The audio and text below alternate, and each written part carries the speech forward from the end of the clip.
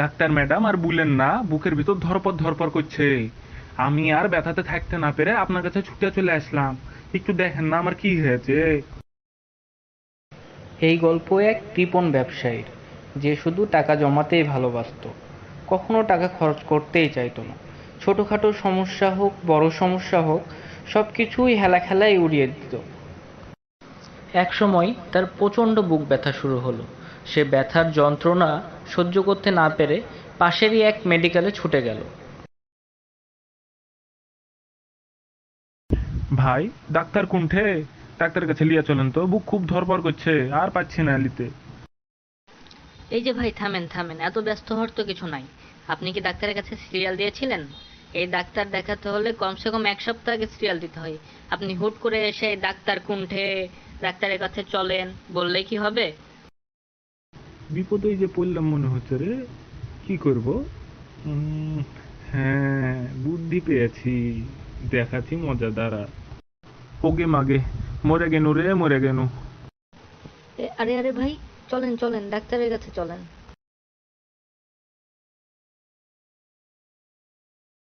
Sir, এই রোগীটা খুব serious, এর জন্য সিরিয়াল দেওয়া ছাড়াই তাকে নিয়ে আসতে হলো। চেয়ারে বসেন। হ্যাঁ, বলেন কি সমস্যা? ডাক্তার ম্যাডাম আর বললেন না, বুকের ভিতর ধরপর ধরপর করছে। আমি আর ব্যথাতে থাকতে না পেরে আপনার কাছে ছুটে চলে আসলাম। একটু দেখেন না আমার কি হয়েছে। ডাক্তার তাকে ভালোভাবে চেক আপ করে দেখল, কিন্তু চেক আপ করে তেমন কিছুই বুঝতে পারল না। বুকে যেহেতু সমস্যা, আমি একটা এক্স-রে দিচ্ছি, ওটা করে নিয়ে আসেন। এক্স রে না করলে হয় না ম্যাডাম? এক্স রে তো অনেক টাকা চলে যাবে। জি, এক্স-রে করা লাগবে। বুকের ভিতরে কি অবস্থা, এক্স-রে না করলে তো বুঝতে পারছি না। ধুর সালা, ডাক্তারের পিছনে তো মনে হচ্ছে সব টাকা চলে যাবে রে।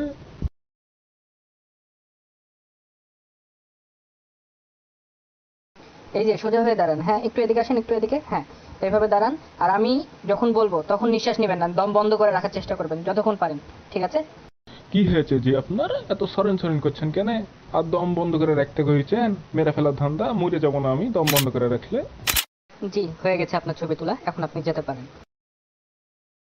অতঃপর সে এক্স রে রিপোর্ট নিয়ে পুনরায় ডাক্তারের কাছে ফিরে গেল।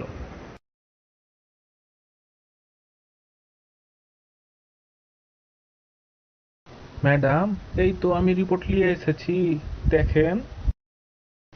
কই দেখি, দেন তো। আমার কি হয়েছে?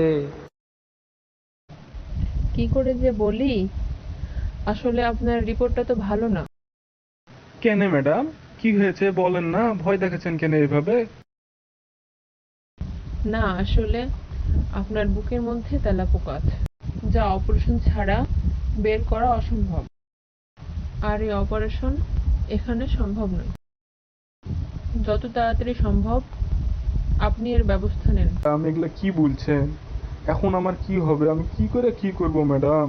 একটু দোয়া করেন আমার লেগে। ফি আমানিল্লাহ। অতঃপর সে মনের দুঃখে বিলাপ করতে করতে হসপিটাল থেকে বের হয় এবং নিজের জমানো সমস্ত অর্থকড়ি নিয়ে বিদেশ পথে রওনা হয়। আসসালামু আলাইকুম ডাক্তার সাহেব। Who are you? What are you saying, man? Where are you from? Sir, আমি কাম বাংলাদেশ।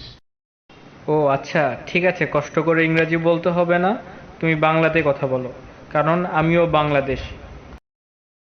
ইংরাজি ইংরাজি ভালো লাগে না স্যার, বাংলাই সুন্দর ভাষা। অনেক মজা করে হিতে কথা। হ্যাঁ, বলো তো কি সমস্যা? স্যার, আর বললেন না স্যার, বাংলাদেশে এক্স রে করেছিলাম। এক্স রে রিপোর্ট দেখে ডাক্তার বলছে আমার হাতের ভিতরে বলে তেলা পোকা ঢুকে গেছে। আর এটার অপারেশন বলে তারা করতে পারবে না।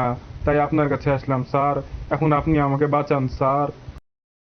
কই দেখি এক্স-রেটা। এই যে দেখেন স্যার এক্স রে।